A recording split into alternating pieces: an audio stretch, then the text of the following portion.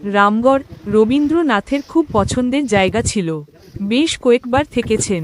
গীতাঞ্জলির অনেকগুলো গান ওখানে যে বাড়িতে বসে লেখা, সেখানে এখন নিমরানা হোটেল। ওই ঘর বুকিং রাখা হয়, কিন্তু কোনো ফার্নিচার পাল্টানো হয়নি।